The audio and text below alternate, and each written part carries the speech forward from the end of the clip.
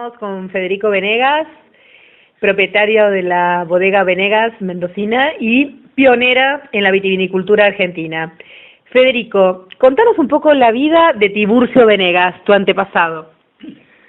Bueno, don Tiburcio, mi bisabuelo, originario de familias rosarinas o del área de Rosario.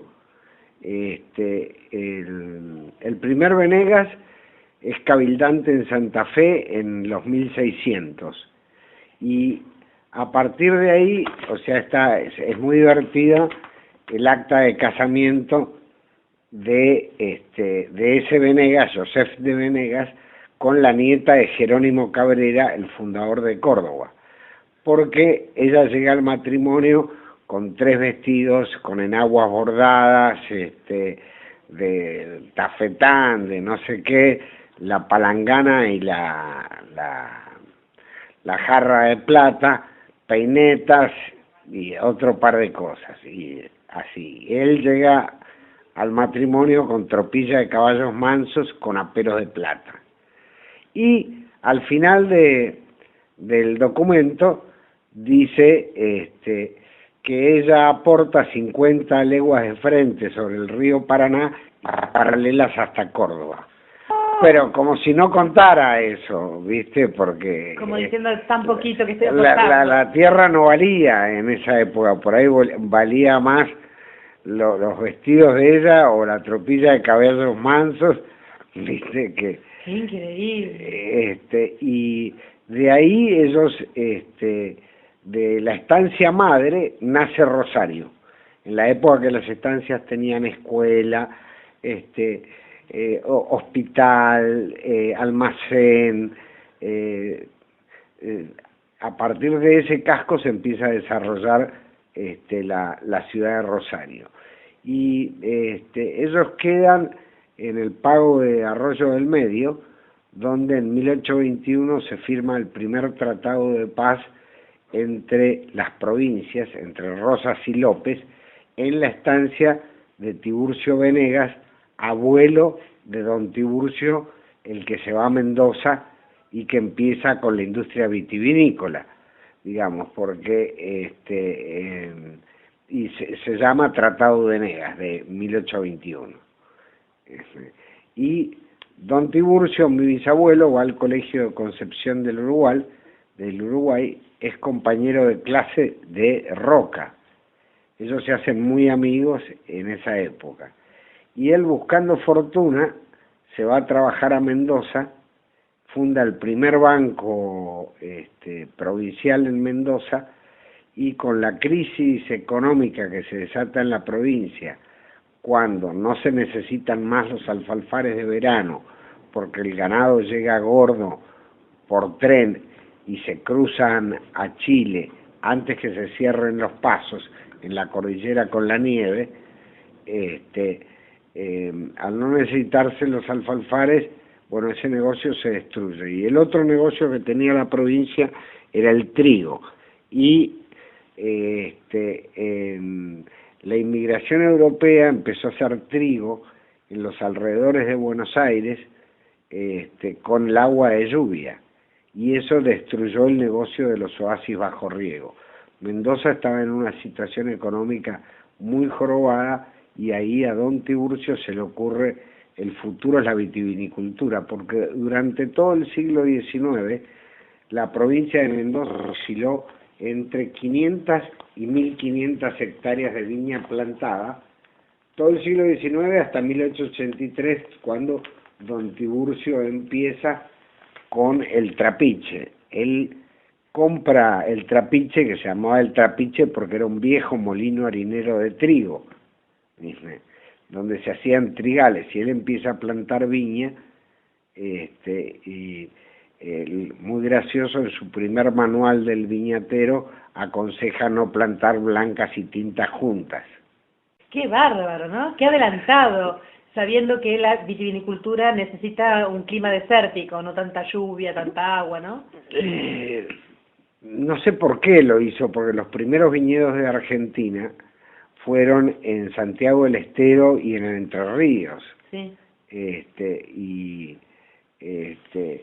y hoy por hoy se está plantando trapiche, ha plantado en Chapalmalal, hay gente que ha plantado en Bahía Blanca, sí. Hay gente que tiene viñedos en Sierra de la Ventana, o sea, zonas donde hay mucha agua, donde llueve, ¿viste? Y en realidad, si vos te pones a pensar en Burdeos, llueve 1.200 milímetros por año, contra 200 que llueven en Mendoza, pero en Burdeos no tienen prohibido el riego, porque si no perdés la denominación de origen, y aparte de prohibir el riego, tienen muchas enfermedades ellos.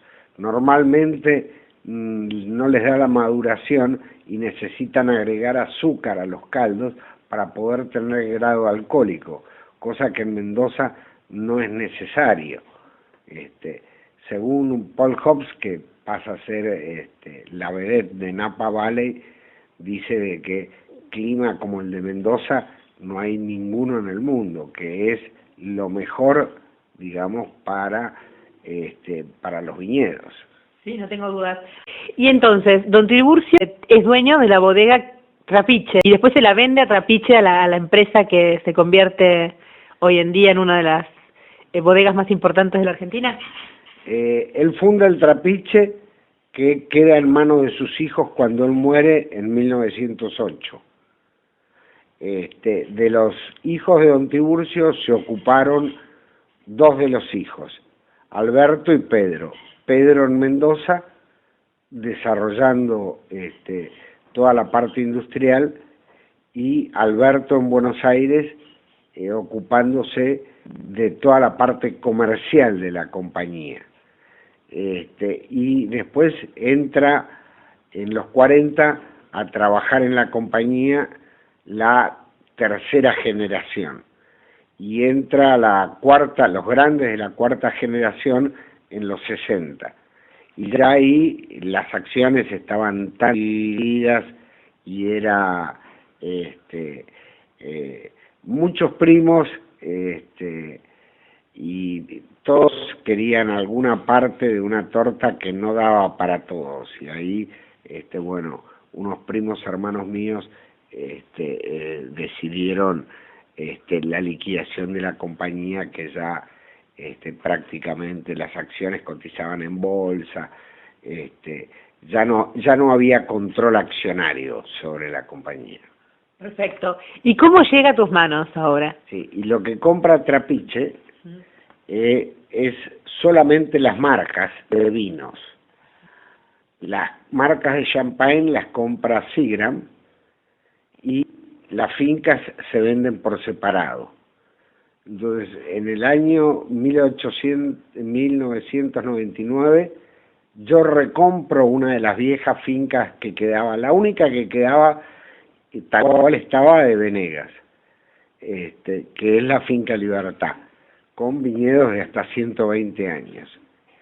Y cuando yo compro la finca esa, Venegas fue la única familia que nunca vendió el nombre Venegas. Los Arizu, Balbo, montón de familias, Escorihuela, Rutini, vendieron el nombre. Y cuando yo compro la vieja finca de Venegas, que lo hago como una inversión, sabiendo que viñedos muy viejos producían muy poco, pero tenían altísima capacidad para producir vinos finos, sí, vinos de gran calidad. Como que en Francia te dicen, en Burdeos, mientras más viejo es el viñedo, mejor es la calidad del vino. Inclusive en Chateau Margaux, por ejemplo, dicen que nunca podés sacar un vino bueno de un viñedo de menos de 30 años de antigüedad. Y yo recompro la Finca Libertad,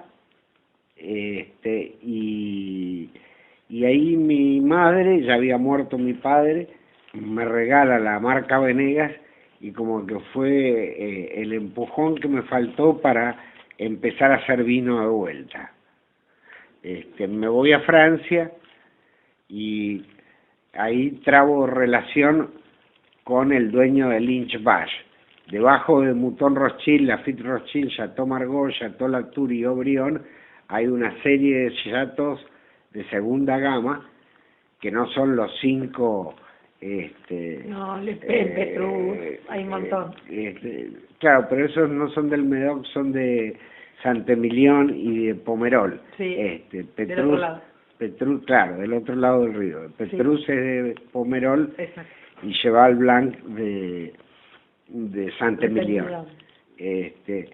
Y me traigo, lo conozco al dueño de Lynch Bash, cruzamos papeles y descubrimos que es la misma familia que emigró del mismo pequeño pueblo de Irlanda. En la época de las guerras religiosas, los Lynch eran católicos y se escaparon de Irlanda a distintos lugares del mundo. A Argentina llegaron en 1702 y a Burdeos en 1704,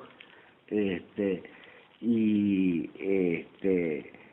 ahí trabo relación con este señor que me manda al enólogo de él para hacer mi primer cosecha de mis propios viñedos en Argentina.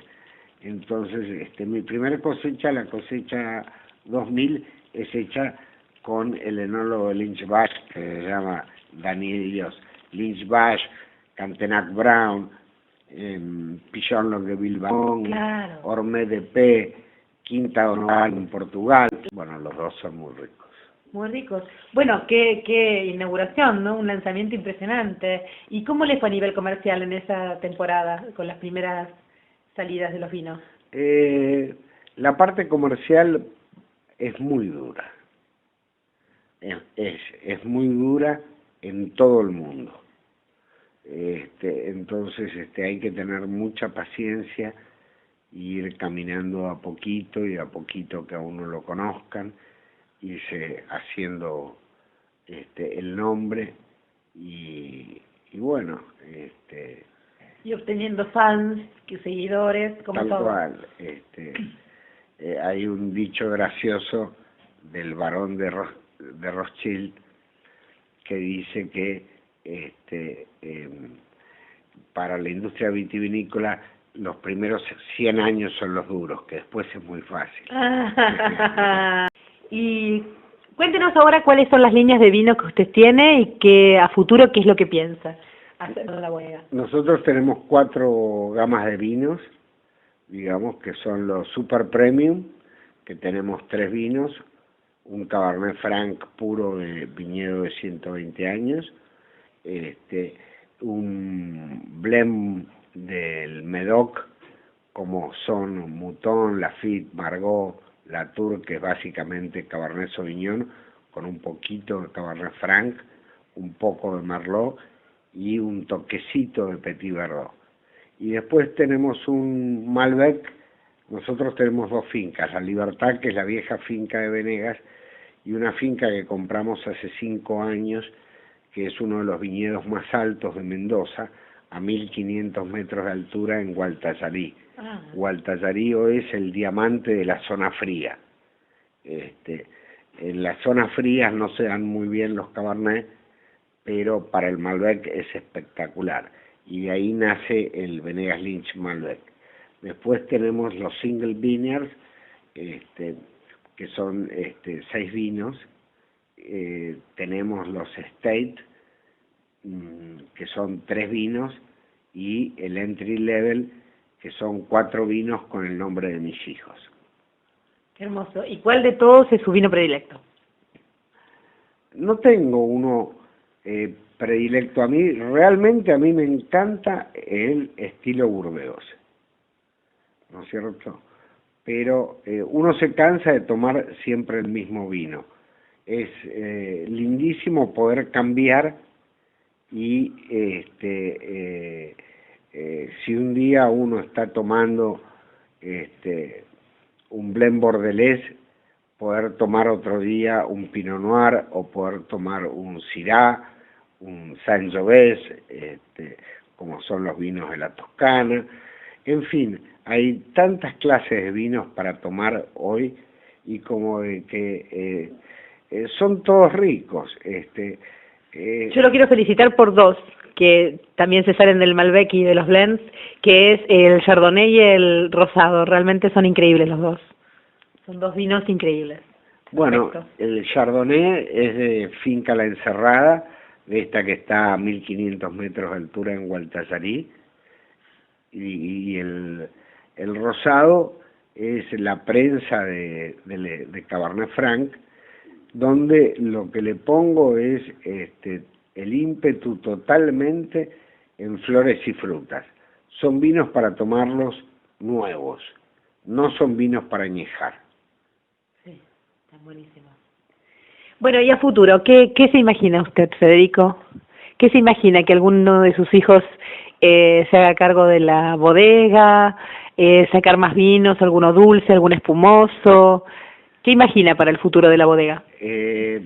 Respecto a mis hijos, bueno, ellos dirán, por ahora están haciendo sus carreras en lo que ellos eligieron. Fui muy amplio en darles libertad y decirles, elijan lo que les gusten, porque si uno tiene que trabajar de algo que no le gusta es terrible. Entonces ellos se han ido desarrollando cada uno en distintas cosas. Como novedad, en el INTA de Mendoza tienen 3 plantas de una cepa que compararon con todas las que ellos conocen del mundo y no les calzó con ninguna, porque en la viña, cuando uno planta de semilla, la madre, la hija no es igual a la madre. Cuando uno planta de estaca, la hija es idéntica a la madre. Pero cuando uno empieza a plantar de semilla, que son las plantas que tienen mucha duración, es mucho más largo el proceso, empieza a degenerar. Por eso el torrontés como que es parecido a un montón de variedades por ahí de España, pero que no es igual a ninguna. Y para mí, yo pienso de que los primeros españoles que llegaron y empezaron a plantar, y plantaban muchos de semilla, como realmente hay que hacerlo, la variedad empezó a cambiar. A transformarse según el terruño. Claro, y fue cambiando. Bueno, con esta variedad que el INTA no pudo identificar, la bautizó en honor a don Tiburcio variedad Venegas. ¡Epa! Y entonces de estas 3 plantas empecé a cortar estacas para desarrollarlas, y calculo que en 2-3 años puedo tener 5.000 plantas como para plantar 1 hectárea de uva Venegas, que vamos a hacer el vino Venegas, variedad Venegas. ¡Qué bueno! ¡Qué buen final de nota! Bueno, muchas gracias, Federico. No, un placer. Gracias a vos por venir. Y nos vemos entonces en la radio, que lo vamos a entrevistar el último jueves de noviembre. Lo vamos a tener en Desnudos y los Gritos, contando todo esto y mucho más. Muchas gracias. It was 929 Next Street, big city. The sun was going down, there was music